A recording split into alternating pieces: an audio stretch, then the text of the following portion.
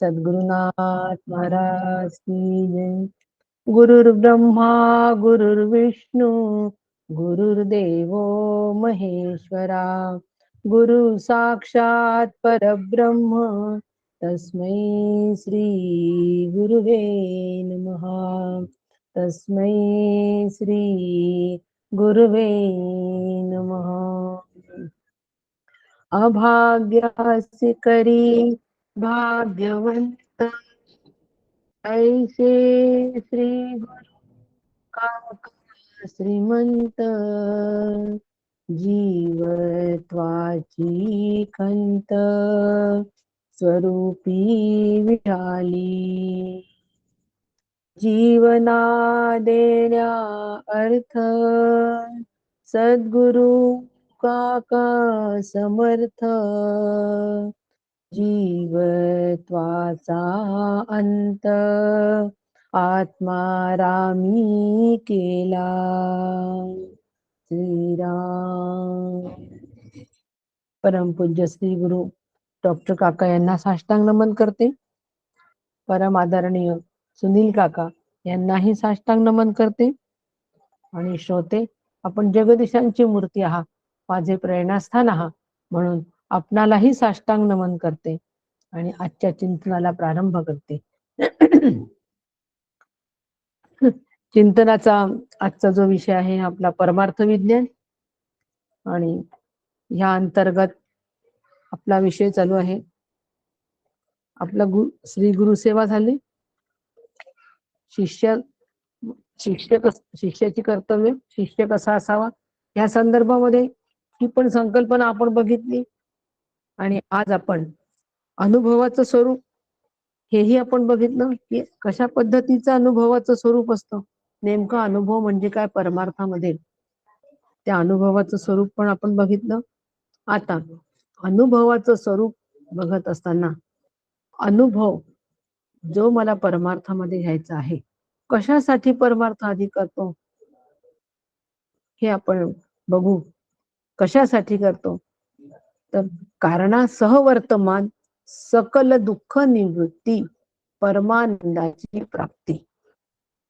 मोठं वाक्य आहे पण अतिशय महत्वाचं आहे। कारणासह वर्तमान सकल दुःख निवृत्ती। आता कारणासह वर्तमान सकल दुःख निवृत्ती म्हटलं तर आपल्याला प्रश्न पडतो की कारणासह वर्तमान काय भानगड आहे। मग वाक्य थोडं तोडायचं। कारण वर्तमानातलं सकल दुःख, वर्तमानातलं सकल दुःखाचं कारण, त्याची निवृत्ती कशाची, कारणाची। सकल दुःखाचं जे कारण आहे त्याची निवृत्ती करायची, आणि नुसती निवृत्ती करून नाही होणार तर आनंदाची प्राप्ती पण त्याचबरोबर आम्हाला करावी लागेल। असा परमार्थाचा जो उद्देश आहे, ह्यासाठी आम्हाला परमार्थ करायचा आहे।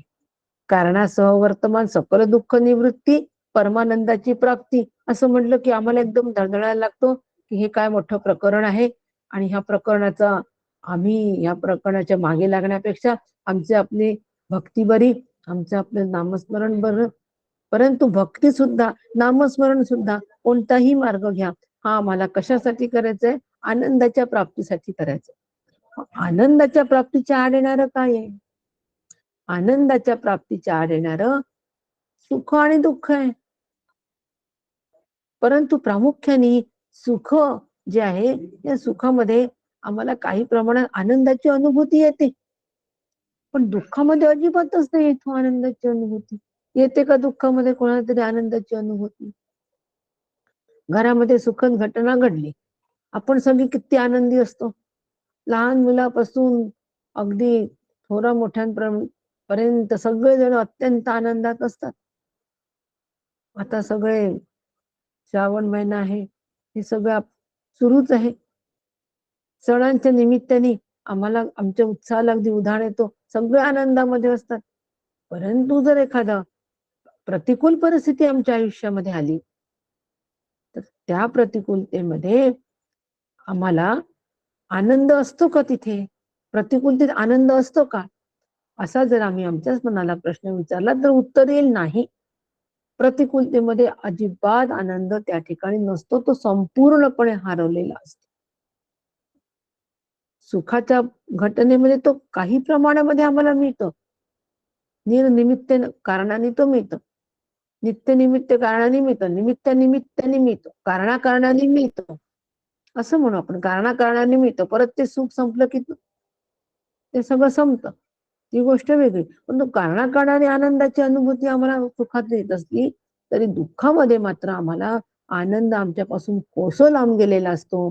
आणि संतांना किंवा शास्त्राला, परमार्थ शास्त्राला आनंद हा सुख असो की दुःख असो, त्यामध्ये तितकाच, तेवढाच आणि तसाच आहे.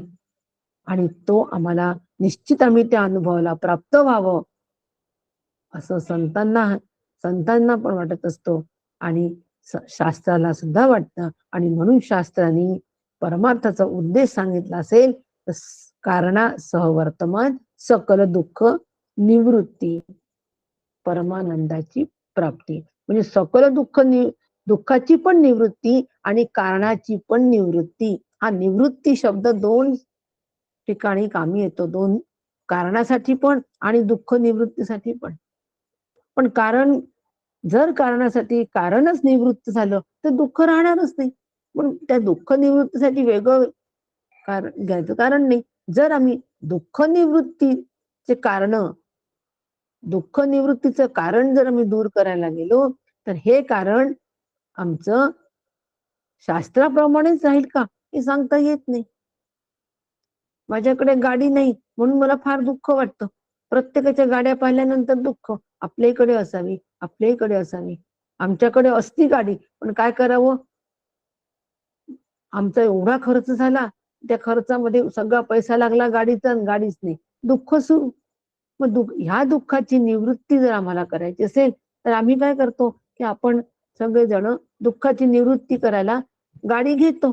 गाडी आली की दुःखाची निवृत्ती होते असं आम्हाला वाटतं. हे तात्पुरती दुःख निवृत्ती आहे.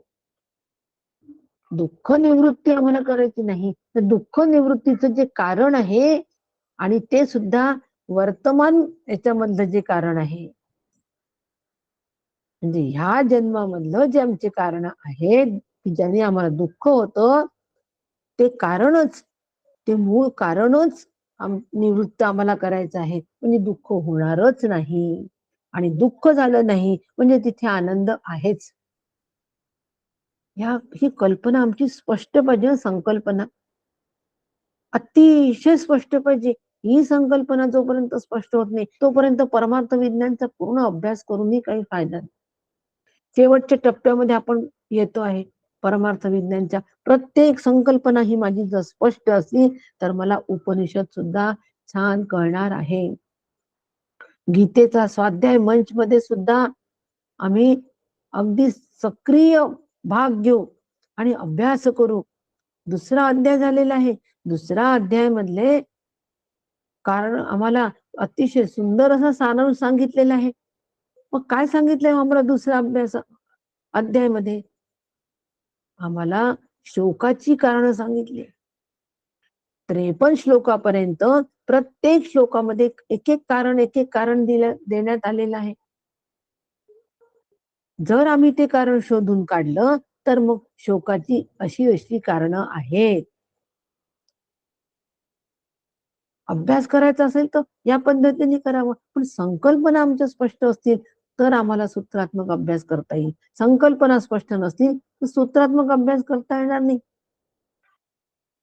पण दुसऱ्या श्लोकामध्ये दुसरा अध्याय हा सांख्ययोगाचा आहे. म्हणून पहिले सांख्ययोग म्हणजे काय हे आम्हाला जर नीट माहित पाहिजे. म्हणजे सांख्याची संकल्पना आमची नीट जर असली, ती जर आमची क्लिअर असली तर सांख्ययोग म्हणजे काय हे आम्हाला कळेल. सांख्ययोग म्हणजे काय कळल्यानंतर आता या अध्यायामध्ये सांख्ययोगाच्या माध्यमातून काय विषय मांडलाय तर शोक निवृत्ती हा विषय दिलेला आहे. शोकाची निवृत्ती. शोकाच्या निवृत्तीचे कारण दिलेले आहेत भगवंताने की बाबा रे तुला का शोक होतो, का शोक होतो. 53व्या याच्यापर्यंत कारण दिली. तो आत्ता घ्यायचा विचार नाही. मी निवृत्त या शब्दावर बोलते. कशासाठी गीतेचं उदाहरण घेतलं, निवृत्ती याच्यावर बोलते, कारणांची निवृत्ती, शोकाची निवृत्ती. आणि अशा पद्धतीने जर आम्ही प्रत्येक श्लोकामध्ये एक एक कारण जर शोधत गेलो तर आमच्या जवळ किती कारणं राहतील? 53 कारणं राहतील की नाही? की निवृत्ती करायची असेल तर हे 53 उपाय भगवंतांनी आम्हाला सांगितलेले आहे. आम्हाला 53 विचार भगवंतांनी सांगितलेले आहे. 53 मधले पहिले 11व्या श्लोकापर्यंत तर काहीच नाहीये, पण आपण ढोबळमानाने विचार करून नाही तर आपण म्हणाल की काय ताई पहिल्या श्लोकात तर काहीच नाहीये, बरोबर आहे. पण जे काही विचार दिलेले आहे 11व्या श्लोकापासून दिले, तो प्रत्येक श्लोकामधला एक एक विचार जर मी समजून घेतला नीट, उद्या सगळ्यांनी समजून घ्या, काढा गीतेचं पुस्तक, स्वाध्याय आपला समजून घ्या, तर शोकाची निवृत्ती कशी होईल याचं संपूर्ण विवेचन 53व्या श्लोकापर्यंत आहे. आणि मग ही शोकाची निवृत्ती झाल्यानंतर जी स्थिती प्राप्त होते, जी स्थिती मला प्राप्त होते त्या स्थितीला म्हणतात स्थितप्रज्ञ. निवृत्ती झाल्यानंतरची जी स्थिती आहे त्याला म्हणतात स्थितप्रज्ञ. आणि मग आता ह्या स्थितप्रज्ञाची लक्षणं काय आहे याच्यासाठी 54 श्लोकापासून पुढे 72 श्लोकांपर्यंत लक्षणं दिली आहे स्थितप्रज्ञाची. मग आता आम्ही ह्या कारणांचा अभ्यास करून एकदा शोक निवृत्त आमचा करायचा आणि आमच्यामध्ये ही लक्षणं बांधली आहे का, रुजली आहे का हे बघायचं. सांख्य योगाचा आमचा अभ्यास झाला. स्वाध्याय मंच याला म्हणतात, स्वाध्याय मंच. हा अभ्यास आमचा झाला. याच्यासाठी स्वाध्याय मंच आहे. आणि असा स्वाध्याय जेव्हा माझा होईल, स्वचा अभ्यास जेव्हा होईल, तेव्हा मग ह्या स्वच्या अभ्यासातून आम्ही ज्या अनुभवाला प्राप्त होणार आहोत, त्या अनुभवाला जे ह्या अशा पद्धतीचा स्वाध्यायामधून असा स्वाध्याय जेव्हा आम्ही करू, तेव्हा जे ज्ञान आम्हाला प्राप्त होणार आहे त्या ज्ञानाला म्हणतात आधी परोक्ष ज्ञान प्राप्त होणार आणि परोक्ष ज्ञानानंतर प्राप्त होणार अपरोक्ष ज्ञान. अपरोक्ष ज्ञानाला आम्ही प्राप्त होऊ आणि परमार्थाचं सगळ्यात मुख्य ध्येय जे काय आहे, सकल दुःख निवृत्ती, परमानंदाची प्राप्ती, जे काही आम्हाला सांगितलेलं आहे परमार्थ शास्त्रांनी, अध्यात्मशास्त्रांनी परमानंदाची जी प्राप्ती सांगितली, त्या परमानंदाच्या प्राप्तीमध्ये अपरोक्षानुभूती, अपरोक्ष ज्ञान हे शास्त्राला श्री गुरूंना अपेक्षित आहे. इथपर्यंत आम्हाला जायचंय हो, लक्षात घ्या. आपण साधारण आपला विषय काय असतो की लहान लहान गोष्टीमधून मग आपल्याला आनंद मिळतो आणि तिथे मग आमचा काही प्रमाणामध्ये थोडा निर्णय पण टिकत असतो आणि आपल्याला असं वाटतं की बस आता आम्हाला हे प्राप्त झालं, आता आम्हाला हे प्राप्त झालं. यालाच ब्रह्मानुभव असं म्हणतात. असं आम्ही आमच्याच मनाने ठरवत असतो. आणि अशा आता ना आम्हाला पहिले की नाही खूप सेलमध्ये जावं असं वाटायचं, आता बिलकुल सेलमध्ये जावं असं वाटत नाही. आमच्यात आता खूप बदल झाले, पण खूप बदल झाले आमच्यात. मला मान्य आहे की 2 ते 2.5 वर्षामध्ये गीतेचं श्रवण केल्यानंतर आपल्यामध्ये खूप बदल झालेले आहे, मान्य आहे. माझ्या सकट माझ्यात पण मी बदल केलेले आहेत. परंतु हे बदल या बदलांनी मला गती मिळाली आहे का, अपरोक्षानुभूतीकडे माझी वाटचाल चालू आहे का, हे बघणं फार गरजेचं आहे. त्या तेवढ्या बदलामध्ये जर आम्ही खुश असू तर इकडे वाटचाल आमची कशी आहे. आणि ओम पूर्णमदा पूर्णइदम मध्ये अपरोक्षानुभव अत्यंत महत्वाचा आहे. म्हणून काकांनी अपरोक्ष ज्ञान जे आहे त्या अपरोक्ष ज्ञानाचा ही संकल्पना आधी आमची स्पष्ट हवी आणि ही स्पष्ट होण्यासाठी अपरोक्ष ज्ञान नावाचा एक वेगळा काकांनी या ठिकाणी एक चॅप्टरच दिला, अपरोक्ष ज्ञान. इथे सुद्धा आमची फसगत व्हायला नको. आत्माराम मध्ये श्री गुरु म्हणतात की शिष्या तू मला नाशिवंत दे, मी तुला आढळ पद आत्ताच देतो. जेवढं काही नाशिवंत आहे ते सगळं टाक. म्हणजे काय, आसक्ती आणि ममत्व टाक, मला दे. शिष्य ताडकन उठतात आणि म्हणतात गुरुदेवा मी आसक्ती दिली आणि ममत्व दिलं आपल्याला. शिष्याने जेवढं तत्परतेने मी दिलं सांगितलं तितक्याच तत्परतेने श्री गुरु म्हणतात की तू मला जर दिलं आहे हे तर तुला सुद्धा आढळ पद मी दिलं. बघा, दिल्या घेतल्याची भाषा आहे. कशासाठी दिल्या घेतल्याची भाषा सांगते? अपरोक्षानुभव काय आहे हे मला आपल्याला सगळ्यांना सांगायचं. आणि म्हणून दिल्या घेतल्याची सध्या व्यावहारिक भाषा येते. म्हणून शिष्य म्हणतात, श्री गुरु म्हणतात मी तुला दिलं आढळपद, हे शिष्या तुला मी दिलं असं म्हणून ते तडक उठतात आणि निघतात श्री गुरु. आणि तडक उठून आज्ञा घेऊन निघतात. अशी समर्थांनी त्या ठिकाणी मांडणी केली आहे आत्माराम मध्ये. आज्ञा घेऊन निघाले, शिष्याची आज्ञा घेऊन ते तडक निघाले. आणि शिष्याच्या लक्षात आलं की श्री गुरूंनी मला तत्काळ दिलेला आहे, पण मला तत्काळ मिळालेलं आहे का? आपण असं तो काय म्हटलं असतं, मला श्री गुरूंनी दिलं, मला श्री गुरूंनी दिलं. मी जर त्या ठिकाणी असते तर मी म्हंटल असतं मला श्री गुरूंनी दिले. श्री गुरु म्हणाले तुला मी दिलं, तुला मी दिलं. 10 लोकांना सांगत सुटलं असतं, आम्हाला दिलं, आम्हाला दिलं, आम्हाला दिलं. परंतु तो शिष्य तसा नव्हता, उथळ नव्हता. त्यांनी विचार केला, श्री गुरूंनी दिलं म्हटल्याबरोबर मला ते मिळालंय का ह्याचा तर मी विचार केलाच नाही. श्री गुरूंनी दिलं म्हटलं, श्री गुरु तडक निघून गेले, पण खरंच मला ते मिळाले का याचा विचार केला. आणि नंतर लक्षात आलं की अरे अजून आपल्याला बरंच काही मिळायचं आहे. म्हणून पुढचे सगळे 4 समास त्या शिष्याच्या आत्माराम या स्थितीसाठी, अपरोक्षानुभवासाठी, अपरोक्ष ज्ञानासाठी समर्थांनी रचले आहेत. आणि म्हणून अपरोक्ष ज्ञान म्हणजे नाशिवंत सगळं टाकल्यानंतर त्या ठिकाणी शाश्वत आहेच. ढळणारं सगळं बाजूला गेल्यानंतर अढळपद तिथे आहेच. ढळणारं काय? ढळणार माया ढळणारी, माया ही ढळणारी आहे. माया ही चंचल आहे. नाना रूप दिसतात, नाना विकार दिसतात, म्हणजे चंचल आहे की नाही माया.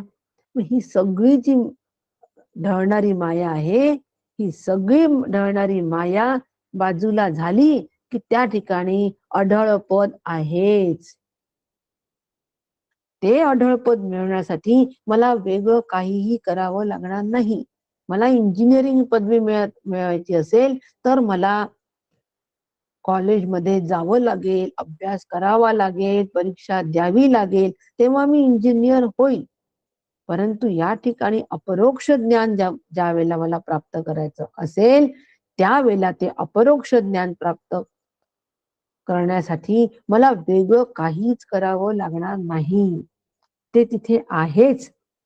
फक्त अज्ञान जे आहे, अज्ञान हे जे कारण आहे, ह्या कारणाची मला निवृत्ती करायची आहे. शोकाची निवृत्ती ज्या वेळेला होणार आहे त्यावेळेला तिथे स्थित प्रज्ञ तयारच होणार आहे. वेगळं काही करावं लागणार. पण शोकाने झालेलं डळमळी झालेलं चित्त आहे, शोकानेच चांचल्य आलेलं आहे, शोकानेच विक्षेप आलेला आहे, शोकानेच क्षोभ अंतःकरणात तयार झालेला आहे. आणि म्हणून ते अज्ञान ज्या वेळेला माझं दूर होणार आहे त्यावेळेला येणारी स्थिती ही अढळ राहणार आहे. आणि अढळ स्थिती जी आहे त्यालाच अपरोक्ष ज्ञान असं म्हणतात. आता अपरोक्ष ज्ञान मध्ये व्यवहारामध्ये अपरोक्ष ज्ञान, व्यवहाराच्या अगदी उलट शब्द आहेत परोक्ष आणि अपरोक्ष. जे परमार्थामध्ये आपण वापरतो हे व्यवहारामध्ये वापरणाऱ्या परोक्ष आणि अपरोक्षच्या अगदी भिन्न आहेत. हेही तुम्ही नीट समजून घेऊ. आपण व्यवहारामध्ये आपण काय म्हणतो की अरे तुझ्या अपरोक्ष मी हे काम करून टाकलं, तुझ्या अपरोक्ष मी हे काम केलं, म्हणजे तुझ्या अनुपस्थितीमध्ये मी हे काम केलं. अपरोक्ष म्हणजे अनुपस्थिती, त्या ठिकाणी ते उपलब्ध नाही. व्यवहारामध्ये अपरोक्षला असं म्हणतात. आणि परमार्थामध्ये अपरोक्ष या शब्दाचा अर्थ प्रत्यक्ष असा अर्थ आहे. प्रत्यक्ष म्हणजे प्रत्यक्ष प्रमाणाने कळणारं असं नाही. लौकिकामधलं सगळं ज्ञान हे आम्हाला सगळं प्रमाणाने कळतं, पूर्णपणे प्रत्यक्ष प्रमाणाने कळतं. परंतु प्रत्यक्ष प्रमाणाने कळतं म्हणजे डोळ्यांनी आम्हाला सगळं दिसतं आणि कळतं की हे झाड आहे, हा पक्षी आहे, हे सगळं ज्ञान आम्हाला होतं. पण डोळे असली तर, कान असले तर संगीताचं ज्ञान होतं.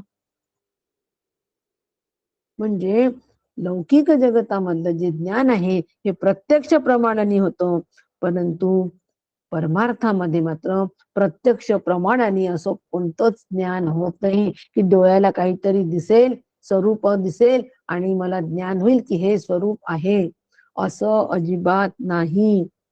म्हणून कोणत्याही ऐक्यू याच्यावर, कोणत्याही दिसण्यावर, ऐकण्यावर, बोलण्यावर आम्ही कधीच भाळता कामा नये. काहीतरी डोळ्यासमोर दिसला, प्रकाश दिसला, सगुण दर्शन झाली, तरी सुद्धा हे परोक्ष ज्ञानच आहे. परोक्ष ज्ञान म्हणजे शब्दांनी होणारं ज्ञान आणि अपरोक्ष ज्ञान म्हणजे शब्दांच्या पलीकडचं ज्ञान. आणि म्हणून या ठिकाणी परोक्ष म्हणजे ऐक्यू नाही, वाचून झालेलं ज्ञान नाही, तर परमार्थामध्ये याशिवाय होणारं ज्ञान हे अपरोक्ष ज्ञान आहे. नायमात्मा प्रवचनेन लभ्यो न मेधया न बहुना श्रुणे. म्हणजे आत्मा ऐकून बोलून केवळ बुद्धीच्या साह्याने आम्हाला कळणार नाही. माझं जे मूळचं स्वरूप आहे, माझं मूळचं स्वरूप ब्रह्म आहे. जीव मूळचा ब्रह्मरूप आहे आणि जीव मूळचा ब्रह्मरूप आहे या अनुभवाला मी जेव्हा प्राप्त होईल त्यावेळेला आनंदाची प्राप्ती होईल आणि दुःखाची निवृत्ती होईल. सकल दुःख निवृत्ती आणि परमानंदाची प्राप्ती. परम आनंद म्हणजे परम म्हणजे श्रेष्ठ, श्रेष्ठ असा आनंदाला आम्ही प्राप्त होऊ. म्हणून परोक्षाच्या अतीत असलेलं जे ज्ञान आहे त्याला अपरोक्ष ज्ञान असं म्हणतात. परोक्ष ज्ञान म्हणजे प्रमाणांनी कळणारं, परोक्ष ज्ञान म्हणजे शब्दांनी कळलेलं होणारं, याला परोक्ष ज्ञान असं परमार्थामध्ये म्हणतात. तुझ्या समोर हे मी काम करतोय म्हणजे तुझ्या परोक्ष हे काम करतो आहे असं आपण व्यवहारात म्हणतो की नाही, समोर असतो, ते समोर दिसतं. म्हणजे प्रमाणाच्या साह्याने आम्हाला त्याचं ज्ञान होतं की नाही जे समोर आहे त्याचं. पण या ठिकाणी अशी संकल्पना नाही. व्यवहारामध्ये अगदी उलटे अर्थ या ठिकाणी आहे. म्हणून यत साक्षात अपरोक्षात ब्रह्म, ही श्रुती आम्हाला सांगते की ब्रह्म प्रत्यक्षच आहे, म्हणजे अनुभव रूप आहे. अनुभव रूप आहे. अनुभव येणं हा प्रकार या ठिकाणी परमार्थात कधीच शक्य नाही. ती संकल्पनाच नाही. असलेल्याच आनंदाला मला प्राप्त व्हायचं आहे, म्हणून याला शब्द वापरतात साक्षात्कार. आम्हाला साक्षात्कार झाला म्हणजे काय झालं, आम्हाला किनी डोळे बंद केले ध्यानामध्ये आणि न आम्हाला 1 2 3 4 संत दिसले, हो साक्षात्कार झाला नाही. साक्षात्कारचा अर्थ साक्षात अधिक आकार, अशी फोड करा त्याची. साक्षात अधिक आकार म्हणजे साक्षात आकार होणं, म्हणजे तेच होऊन राहणं. गोड रूप होऊन राहणं म्हणजे गोडीच होणं, साखरेचे क्रिस्टल होणं नाही, साखरेसारखं पांढरं शुभ्र होणं नाही. तर त्याच्यामधली जी गोडी नावाचं तत्व आहे, ते गोडी नावाचं तत्वच मी होऊन राहणं म्हणजे गोड रूप होणं.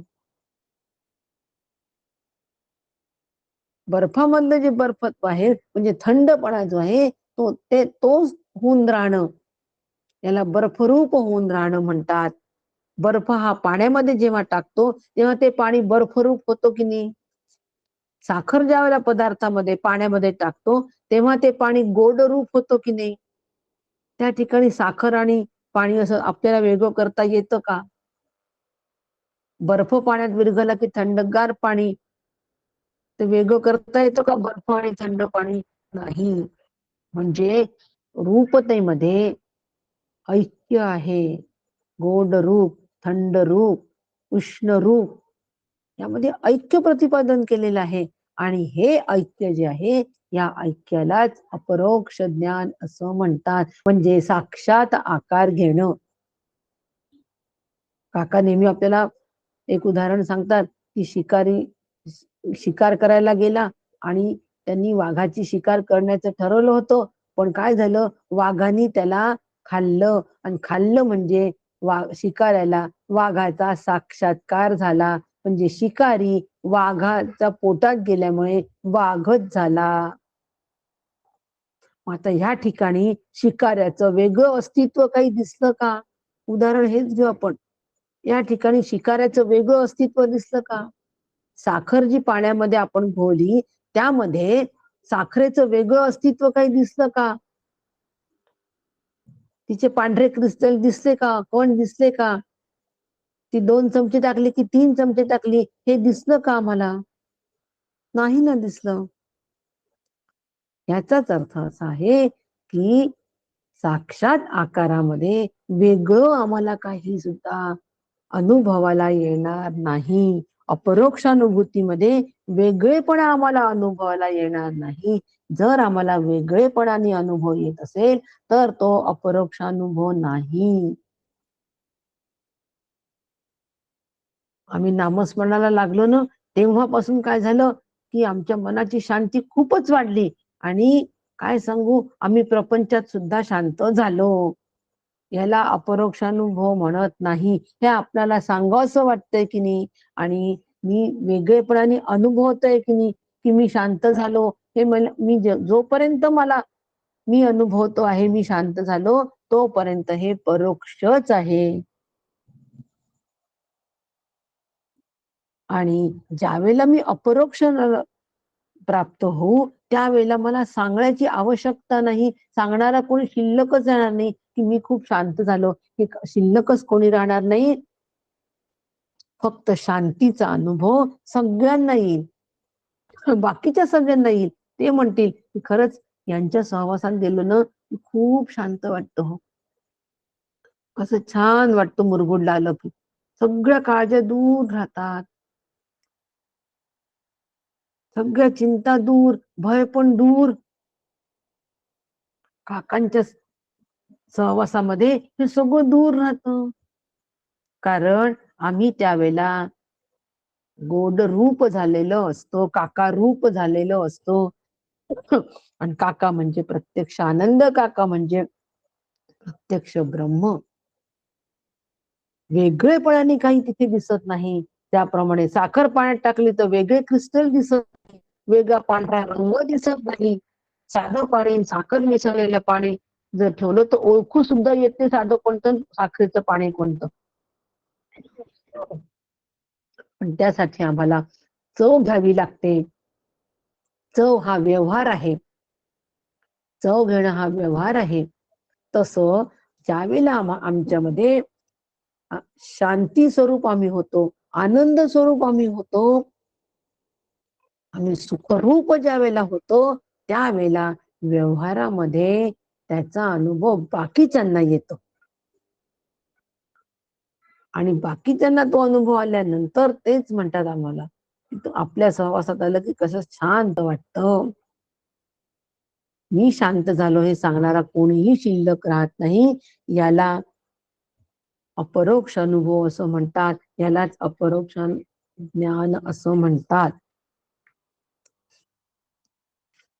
आणि म्हणून असं हे जे अपरोक्ष ज्ञान आहे, हे अपरोक्ष ज्ञान मात्र नाही अध्रुवे प्राप्त, तेही ध्रुवतत कठनी म्हटलेलं आहे. म्हणजे या अपरोक्ष ज्ञानाची प्राप्ती जी आहे ही अनित्याने होणार नाही. अनित्यानेही होणार नाही. म्हणजे अनित्य साधन करून ही होणार नाही. कारण प्रत्येक साधनामध्ये आरंभ असतो आणि प्रत्येक साधनाला शेवटी असतो. ज्यावेळेला प्रत्येक कृतीमध्ये आरंभ असतो. आता मला अपरोक्ष अनुभव घ्यायचा आहे. आता मी जप चालू करणार आहे. आता मी अभ्यास सुरू करणार आहे. आणि गुरुदेवा किती दिवस करावं लागणार? सुरू केल्यानंतर तो त्याचा कालखंड आम्ही लगेच विचारतो, किती दिवसामध्ये इंजिनियर होणार? म्हटलं तर मान्य आहे, हो 4 वर्षात इंजिनियर व्हाल. परंतु परमार्थामध्ये, अध्यात्मशास्त्रामध्ये किती दिवसात आम्ही मुक्त होणार हे सांगता? कोणीही अशी गॅरंटी दिलेली नाही मुक्त केव्हा व्हाल. ते माझं माझ्यावर अवलंबून आहे. ज्या क्षणी अनुग्रह झाला त्याच क्षणी मुक्त झाला. पण आम्ही ते अनुभवत नाही.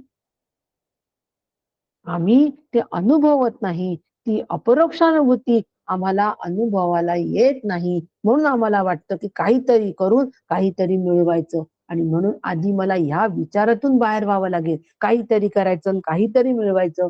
काहीतरी करून काहीतरी मिळणार नाही. आणि जे मिळतो ते अपरोक्ष ज्ञान नाही. म्हणून आधी आम्हाला ह्या संकल्पनेतून निघावं लागेल. काहीतरी करायचं आहे.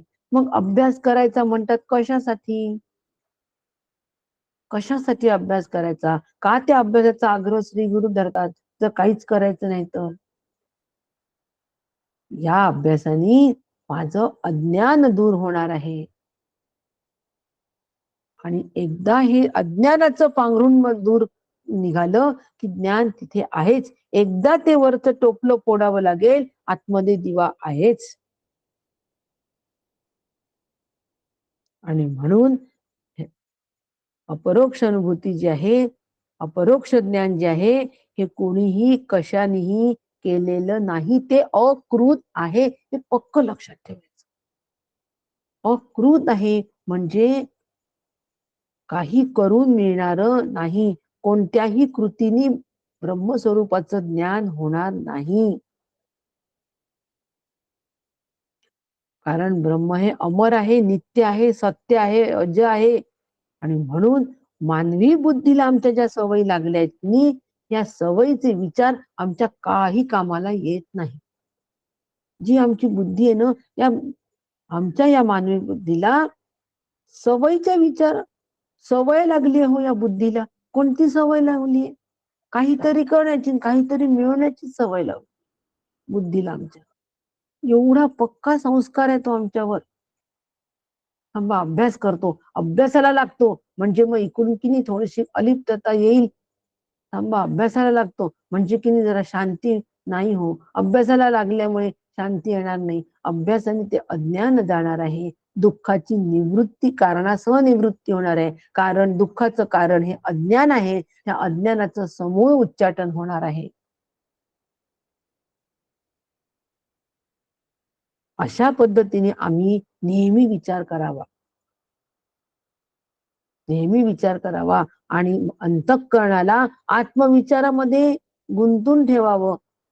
आणि एकदा ते आत्मविचारामध्ये गुंतल्या गेलं की हळूहळू हळूहळू ते आत्मरूपच होतं. त्याचा विचार करता करता तेच होऊन जातं. ते नवीन मुलगी ज्यावेळेला घरी येते त्यावेळेला ती स्वतःला खूप वेगळी समजते, सगळ्यांपासून अलग समजते अगदी. परंतु ज्या वेळेला ती त्या घरात रुळते, त्यांचाच सतत विचार करते, त्यांच्याकडच्या असलेल्या चालीरीतीचा सतत विचार करते, तेव्हा ती एक दिवस त्यांचीच होऊन जाते.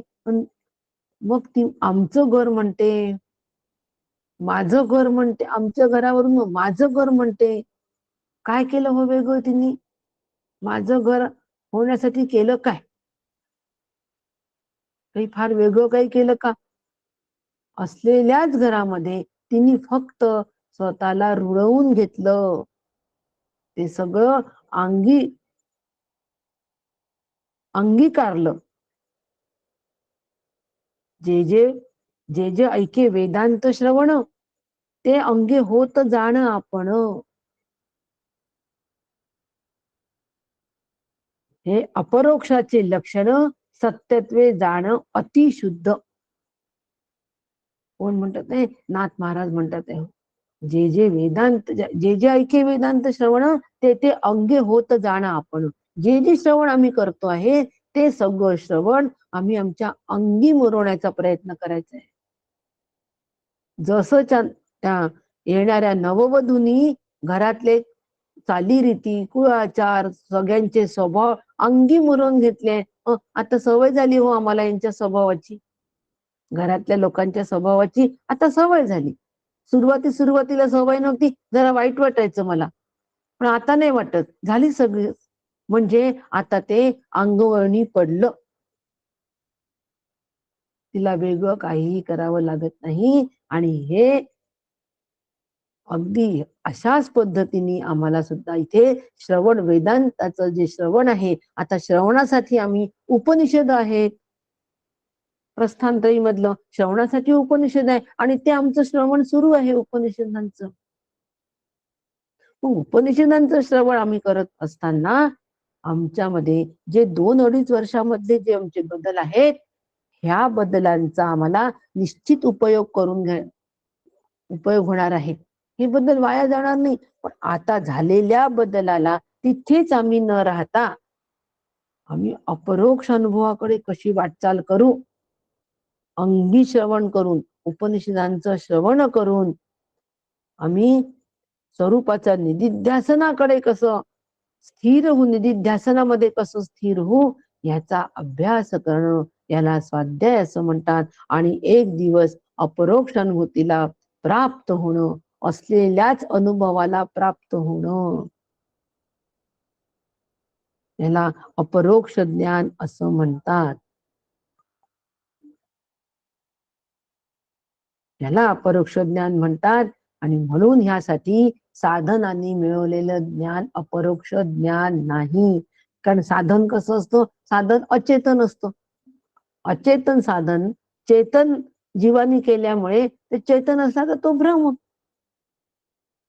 नाम साधना केली, ध्यान साधना केली, योग साधना केली, हे सगळे साधन कोण करतो? जीव करतो साधन. आता ह्या साधनाला आरंभ पण आहे, शेवट पण आहे की नाही? ज्याला आरंभ आहे, ज्याला शेवट आहे, ते सगळे साधन अचेतन आहे.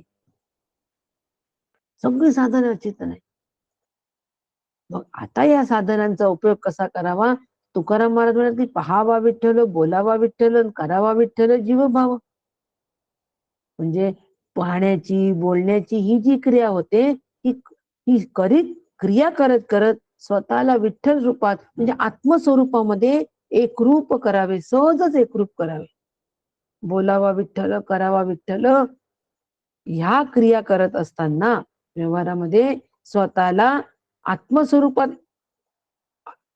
एकरूप करावे. साखर पाण्यात जशी एकरूप झाली, तसं मला आत्मस्वरूपामध्ये एकरूप व्हायचंय. आणि बाकीचे जे माझं सगळं जे व्यक्त स्वरूप आहे, जसं साखरेने आपलं व्यक्त स्वरूप जे आहे ना, पांढरा रंग, क्रिस्टल, हे सगळं व्यक्त स्वरूप त्या साखरेने सगळं सोडून दिलं हो, आणि ती पाण्याशी एकरूप होऊन झाली. अगदी त्याप्रमाणे मला माझं जेवढं व्यक्त जगत आहे, म्हणजे कामक्रोधादी विकार, अंतःकरणाचं सगळे व्यवहार, व्यापार, हे सगळ्या व्यापारांपासून मला अलिप्त व्हावं लागणार आहे. व्यापाऱ्यांना व्यापारांचं काम करू द्या, मी त्याच्यापासून, त्या व्यवहारापासून, मला व्यापारापासून मी अलिप्त आहे. आणि अलिप्त राहून अलिप्त तत्वाशी एकरूपता मला साधायची आहे. याला अपरोक्ष ज्ञान असं म्हणतात. पहावा विठ्ठल, बोलावा विठ्ठल, हे जे आहे इथे फक्त करावा विठ्ठल जीवभाव जो आहे हा अतिशय औपचारिक आहे, पण भाव हे वास्तव आहे. जीवभाव आत्मभाव व्हावा आणि होण्यामध्येच वास्तव आहे, करण्यामध्ये नाही. म्हणून जीव आत्मैक्य ब्रह्मरूप जे ऐक्य आहे हे सहज असतं. सहज, हे अगदी सहज असतं. वेगळं काहीही करावं लागत नाही. त्याला आपण सहज म्हणतो की नाही. या ना सहज फिरत फिरत आमच्याकडे, या ना सहज फिरत फिरत, म्हणजे फिरायला निघणं ही सहज आहे ना तुमचं. मग तुम्ही वेगळं माझ्याकडे नका येऊ की आज आम्हाला देशपांडेंकडे जायचं आहे, मग वेगळं जाणं, मग आता आम्हाला आजचा वेळ काढून ठेवावा लागेल, हे सगळं वेगळेपणाने. कोणी जर आमच्याकडे येत असतील तर आम्ही सांगतो की नाही नाही आज येऊ नका, आम्हाला ना देशपांडेंकडे जायचंय. याला सहजता नाही म्हणत. या ना सहज फिरत फिरत आमच्याकडे. निघालोय सकाळच्या मॉर्निंग वॉकला आणि जाता जाता जाता देशपांडेंकडे सहज चाललो गेलो. आलो बा मी सहजच. कसे काय आले? सहजच आलो. सहजच आलो. कोणता हेतू घेऊन आलो का? नाही. काही कारण घेऊन आलो का? नाही. आम्ही सहजच आलो. ही एवढी सहजता जी आहे, एवढी सहजता आत्मस्वरूपामध्ये आहे. अपरोक्ष अनुभूतीमध्ये ही एवढी सहजता आहे. त्यासाठी आम्हाला बाकीच्या आमच्या सगळ्या व्यक्त स्वरूपाचा नक्की त्याग करावा लागेल. एक सुंदर उदाहरण आत्मारामामध्ये दिलं, ते आज आपल्याला देऊ इच्छिते. आयसीयू मध्ये पेशंट असतो आणि तो जो पेशंट आयसीयू मध्ये असतो तेव्हा आम्हाला भेटायला जातो आम्ही. किती जण जातो? 2-3 जण जातो. पण गेल्यानंतर तो जो असतो तिथला, तो म्हणतो, अटेंडन्स जो तिथला असतो तो म्हणतो त्या हॉस्पिटलचा की एका वेळेला एकालाच जावं लागेल भेटायला, बाकीच्यांनी बाहेर राहा. एकालाच परमिशन, आपण बाकीच्यांना सगळ्यांना बाहेर ठेवतो आणि एकटेच जातो की नाही आयसीयू मध्ये त्याला भेटायला. व्यवहार आम्ही एकट्याच हे करतो की नाही, बाकीच्या सगळ्यांना बाहेर ठेवतो की नाही, तेव्हाच आमची त्याची पेशंटची भेट होते की नाही. अगदी तसंच आहे. ज्या वेळेला आम्हाला अपरोक्ष अनुभूती घ्यायची आहे, अपरोक्ष ज्ञानाला प्राप्त व्हायचं आहे, त्यावेळेला आम्हाला हे बाकीचे जे सगळे दुसरे आहेत ना आपले सोबती, कोणते? षडरिपू विकार, शब्दादी विषय, कामादी विषय, अहंकारादी जगत, या सगळ्यांना बाहेर ठेवावं लागतं. तिथला नियमच आहे हॉस्पिटलचा. एका वेळेला एकच जावं लागतं. इथलाही तोच नियम आहे. एकमेव अद्वितीय याला प्राप्त व्हायचं असेल तर मला एकमेव अद्वितीयच व्हावं लागेल ना. साक्षात आकार घ्यावा लागेल ना तो. मला साखरच व्हावं लागेल, तेव्हाच ती गोडी रूपाने मी राहील की नाही. म्हणून करावा जीव भाव म्हणतात. पहावा विठ्ठल, बोलावा विठ्ठल, करावा जीव भाव. विठ्ठल जीवभाव करायचा याच्यासाठी. करावा विठ्ठल जीवभाव, तेव्हाच तो जीवभाव आमचा विठ्ठल रूप होईल. तोपर्यंत होणार नाही. म्हणून या सगळ्या बाकीच्या प्रपंचाला बाहेर ठेवावं लागतं. सगळ्या अनित्य गोष्टींना बाहेर ठेवावं लागतं. सगळ्या अशाश्वत गोष्टींना आम्हाला बाहेर ठेवावं लागतं. आणि मग तेव्हाच आम्ही अपरोक्ष अनुभूती अनुभवू शकतो. तोपर्यंत नाही. म्हणून हा विषय अगदी स्पष्ट करण्यासाठी अनेक श्रुती आहेत. हो, अनेक श्रुती आहेत. यात साक्षात अपरोक्षात ब्रह्म ही एक श्रुती आहे. ओम नमो जी आद्या वेद प्रतिपाद्या जय जय स संवेद्या आत्मरूपा. कितीतरी श्रुती आहे, कितीतरी ओव्या आहेत. केवढे ओव्या सांगू? मज वेगळे अणु मात्र उरले नाही का स्वतंत्र. काहीच आता स्वतंत्रपणे उरलं नाहीये. अणु मात्र सुद्धा वेगळं उरलेलं नाहीये. मीच सर्वात्मा सर्वत्र, मीच सगळीकडे आहे. केवळ चिन्ह मात्र तेही मी. चिन्ह मात्र रूपाने मीच सगळीकडे. सर्वत्र मीच मी, मीच सर्वांमाझी. आदरणीय सुनील काकांची उभी आहे. एका भजनामध्ये एक चरण यायचं, सर्वत्र मीच मी, सगळीकडे मीच मी आहे. जगा म्हणजे सगळ्या ब्रह्मांडामध्ये बघताना सर्वत्र मी आहे असा अनुभव येणार. आणि मीच सर्वांमध्ये. ज्या वेळेला मी माझ्याकडे बघतो, ज्या वेळेला मी माझ्या जीवभावाकडे बघतो, तेव्हा लक्षात येतो की सगळीकडे मीच आहे, वेगळा जीवभाव राहिलाच नाहीये. जीव फक्त ह्या देहापुरताच विचार करतो आणि या देहाच्या अनुषंगिक असणारे जे आप्तेष्ट आहे किंवा या संबंधित जे जे काही आहे त्याचाच फक्त तो विचार करतो, जीवभाव. परंतु ज्या वेळेला स्वतःकडे आम्ही जेव्हा बघतो तेव्हा लक्षात येतो मीच सर्वांमाझी. अरे जो जीव फक्त एवढाच विचार करत होता, मर्यादित जो विचार करत होता, तोच लक्षात येऊन की तोच तर सगळ्यांमध्ये आहे. कारण तो जीवच मूळचा चैतन्य रूप आहे. तोच मूळचा कुटस्थ आहे, तोच तर सगळ्यांमध्ये आहे. दोन्ही बाजूने विचार करावा लागतो. सर्वत्र मी ब्रह्मांडाकडे पाहत असताना मी सगळ्या ब्रह्मांडामध्ये व्यापून आहे आणि स्वतःकडे पाहत असताना मीच सर्वत्र आहे. दोन बाजूनी मांडणी करते. फार बारीक याच्यामध्ये फरक आहे. अगदी फार बारीकसा फरक आहे. हा बारकावा जो आहे, हा बारकावा जर आमच्या लक्षात आला तर आम्हाला अपरोक्ष ज्ञान पटकन कळेल आणि आम्ही त्यासाठी त्या अपरोक्ष ज्ञानासाठी प्रवृत्त हो, ज्ञानरूप होण्यासाठी प्रवृत्त हो. नुसते आमच्यामध्ये नुसते बदल झाले. आम्हाला आता सेलमध्ये जावं असं वाटत नाही, आम्हाला आता टीव्ही पाहावं असं वाटत नाही, आम्हाला पेपर वाचावं असं वाटत नाही. एवढ्या बदलावर आम्ही हेही बदल आवश्यक आहे, पण ह्याच्या आम्ही समोर निघू.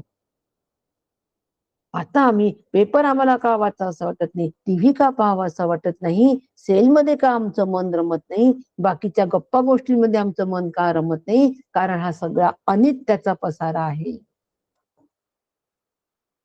हा सगळा अशाश्वताचा पसारा आहे आणि हा सगळा अनित्याचा पसारा, सगळ्या अशाश्वताचा पसारा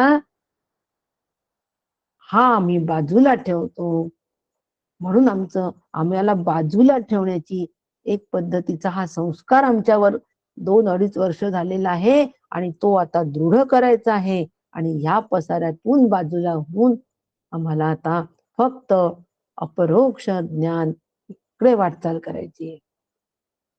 या पसाऱ्यामध्येच परत रमणं होतो. आम्हाला आता हे करावं असं वाटत नाही, ते करावं असं वाटत नाही, आता असं नाही, आमच्यात खूप बदल झाले, पहिले खूप राग यायचा, आता थोडासा तो राग पण येतो तरी.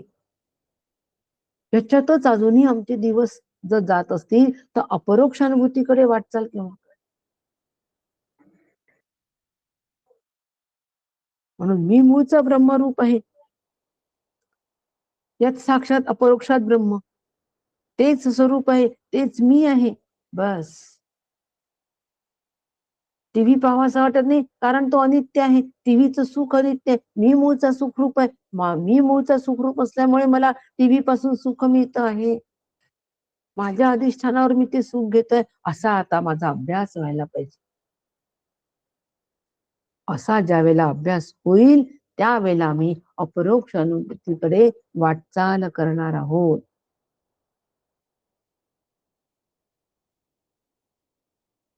कारण ब्रह्मस्वरूप हे वस्तुनिष्ठ आहे, व्यक्तिनिष्ठ नाही.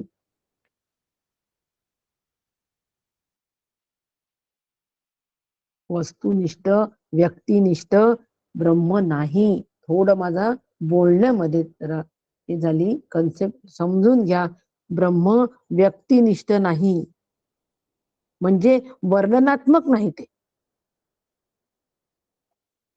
वस्तुनिष्ठ ज्ञान वर्णनात्मक असतो, परंतु या पद्धतीचं ब्रह्मस्वरूप नाही. त्याचं वर्णन आम्हाला करता येत नाही. त्याला प्राप्त झाल्यानंतर त्याचं वर्णन आम्ही करू शकत नाही. आणि म्हणून अशा पद्धतीने या वर्णनाच्या पलीकडे आम्हाला जायचं आहे. ते बुद्धीने सुद्धा आम्हाला कळणार नाही. कारण बुद्धी कशाची? बुद्धी अग्नितत्वाची. आता अग्नितत्व आत्म्याला अग्नितत्वाने काही आत्मा जाणल्या जात नाही. अग्नीला काही आत्मा जाणल्या जात नाही. मग त्याच्यापासून झालेली जी बुद्धी आहे त्यांनी कसं जाणता येईल? आपण नेहमी म्हणतो की नाही बुद्धी पाहिजे, बुद्धी पाहिजे, बरोबर आहे. पण अपरोक्षानुभूतीसाठी या बुद्धीचं पण काम नाही, ती पण तिथे निवृत्त होते. तो मनाला तरी कसा येईल अनुभव? मन वायू तत्वाच आहे. मग तो जो वायू तत्व आहे, हे वायू तत्व जर आत्म्याला जाणू शकत नाही, कारण वायू तत्व आत्म्यापासून बनलेलं आहे. मुलगा वडिलांचं बारसं जेवू शकत नाही. असं कधी घडलंय का की मुलांनी वडिलांचं बारसं जेवला? असं कधी आहे का? बारसं पाहिलं असं कधी आहे का? नाही.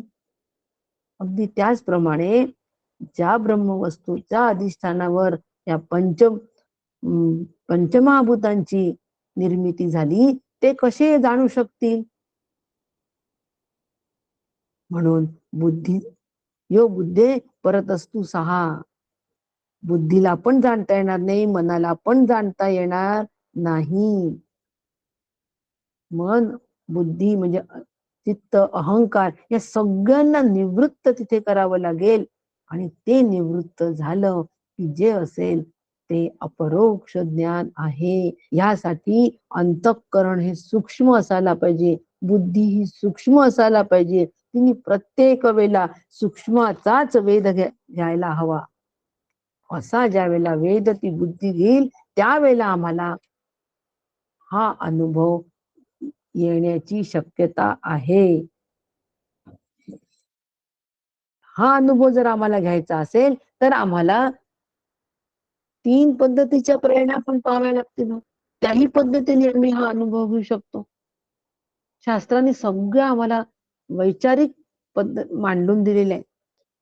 सगळ्या वैचारिक पद्धती मांडून दिलेल्या आहेत शास्त्राने.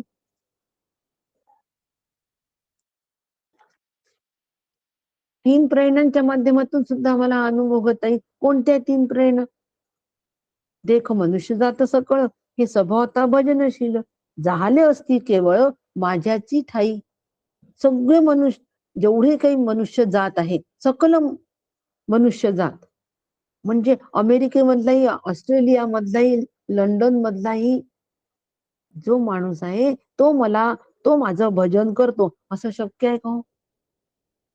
मग माऊली असं का म्हणते? तो भजन करतो म्हणजे काय करतो? 3 प्रेरणा प्रत्येकाच्या ठिकाणी असतात. कोणत्या कोणत्या प्रत्येक ठिकाणी 3 प्रेरणा कोणत्या असतात? प्रत्येक मनुष्याला 3 प्रेरणा असतात. मी जगावं, मी सतत असावं ही एक प्रेरणा असते. मी सुखी असावं ही दुसरी प्रेरणा असते. आणि मला सगळं कळावं ही तिसरी प्रेरणा असते. 3 प्रेरणा असतात. आणि काकांनी या 3 प्रेरणा प्रामुख्याने आम्हाला कुठे पाहायला मिळतात? तर अगदी जन्मलेलं जे लहान मुलं आहे त्या जन्मलेल्या लहान मुलांमध्ये त्या 3 प्रेरणा असतात. अंधार झालं की ते मूल रडतं. काय रडतं? ते ज्ञान त्याला झालेलं असतं, अंधार झालेला आहे, भीती वाटते. भूक लागली की रडतं, अस्तित्वाची प्रेरणा. भूक लागली की रडतं म्हणजे मी जगलो पाहिजे ही त्याच्यात मूळची प्रेरणा आहे. काय काकांचं चिंतन आहे हो. दुपटं ओलं झालं की ते रडतं. कारण दुपटं ओलं झाल्यानंतर तो सुखापासून वंचित होतो, म्हणून रडतो. म्हणजे सुखाची प्रेरणा. सुखाची प्रेरणा, मी सतत असावं ही प्रेरणा, आणि ज्ञानाची प्रेरणा, तिन्ही प्रेरणा सत चित आनंद. मी सतत असावं ही प्रेरणा, सत आत्म्याचं सतरूप आहे. ज्ञानाची जी प्रेरणा आहे, आपल्याला कळावं की चितची आहे आणि सुख नको, दुःख नको, सुखच पाहिजे, ही आनंदाची प्रेरणा आहे. असा सच्चित आनंद, या 3 प्रेरणांचा जर आम्ही सतत अभ्यास केला, या 3 प्रेरणांकडे जर आम्ही सतत लक्ष ठेवलं, तर आम्हाला कळेल की ह्या ज्या प्रेरणा आहे, या प्रेरणा आम्हाला कुठून मिळतात? ते तत्व मी आहे. अपरोक्ष ज्ञान घेण्यासाठी ही पण एक पद्धत सांगितलेली आहे. आणि म्हणून श्री गुरूंची अपरोक्षानुभूतीसाठी जर प्रामुख्याने काय करायचं असेल, तर श्री गुरूंची कृपा संपादने, आत्म आणि अनात्म याचा शास्त्रशुद्ध विचार करणे. श्री गुरु आणि शास्त्र यांच्या मदतीने जर आम्ही वाटचाल आमची वेगाने चालू ठेवली, तर सच्चित आनंदरूप आत्म्याची अपरोक्ष अनुभूती येणं शक्य आहे.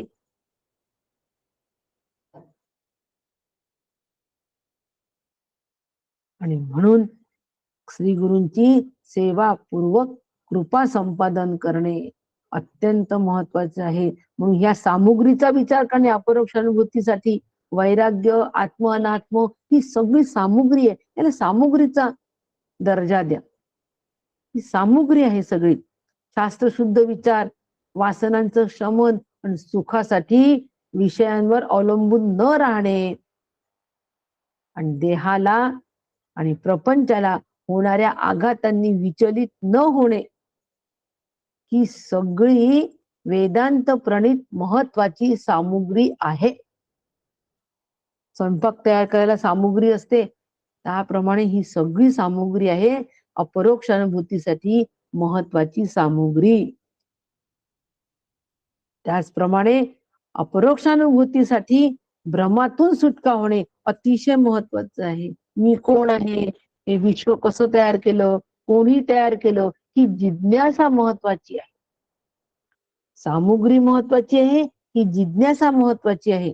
मी कोण आहे, हे विश्व कसं तयार झालं, कोणी केलं, माझा आणि त्या विश्वाचा काय संबंध आहे, माझा आणि जीवाचा काय संबंध आहे, जीव म्हणजे काय, जगत म्हणजे काय, ईश्वर म्हणजे काय आणि ब्रह्म म्हणजे काय, या ज्या 4 मीमांसा आहे, या 4 मीमांसा यांच्या पोटी जिज्ञासा, कुतूहल आमच्या मनात तयार व्हावं आणि ते आम्ही समजून घ्यावं आणि त्याप्रमाणे वाटचाल करावी अत्यंत महत्वाचं आहे. देह सत्य आहे, जग सत्य आहे, करता भोगता सत्य आहे, त्या भ्रमातून आम्ही तत्काळ निघणं फार गरजेचं आहे. फार गरजेचं आहे तत्काळ निघणं. आणि ज्ञान, वृत्तीज्ञान आणि ब्रह्मज्ञान या सगळ्याचा आम्ही अभ्यास करून, या सगळ्या संकल्पना स्पष्ट करून त्याचा निर्णय करून घेणं अत्यंत गरजेचं आहे.